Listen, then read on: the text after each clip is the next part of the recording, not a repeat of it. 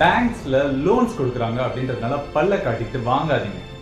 இந்த பேங்கோட விளம்பரத்தெல்லாம் பார்க்கும்போது உங்கள் நன்மைக்காகவே நாங்கள் இயங்கிக் கொண்டிருக்கிறோம், உங்கள் கனவு எங்கள் லட்சியம், நீங்க வீடு வாங்கினீங்கன்னா உங்களை விட நாங்க சந்தோஷப்படுவோம், இந்த மாதிரிலாம் இருக்கும். ஸோ இதெல்லாம் பார்க்கும்போது மக்களோட நன்மைக்காக இயங்கும் ஒரு வணிகம் தான் பேங்க் அப்படின்னு சொல்லி நிறைய பேர் கன்க்ளூட் ஆகிறதுக்கு வாய்ப்பு. ஒரு பேங்க் அப்படின்ற பிசினஸ் எதை அஸ்திவாரமா கொண்டு இயங்குது அப்படின்னு சொல்லி உங்கள்ட்ட கேட்டா மேபி நீங்க என்ன சொல்வீங்க?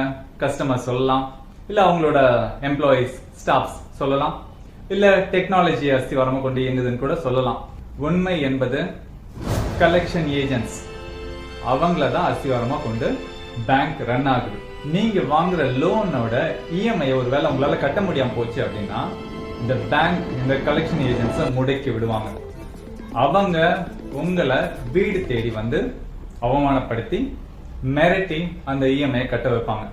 சோ இந்த விளம்பரத்தெல்லாம் பார்த்து நம்ம ஏமாந்து போகாம யதார்த்தம் என்னன்றது தெரிஞ்சுக்கிட்டு செயல்பட்டா நல்லபடியா இருக்கும் நம்புறோம். மீண்டும் ஒரு நல்ல பதிவில் உங்களை சந்திக்க வருகிறோம். நன்றி, வணக்கம்.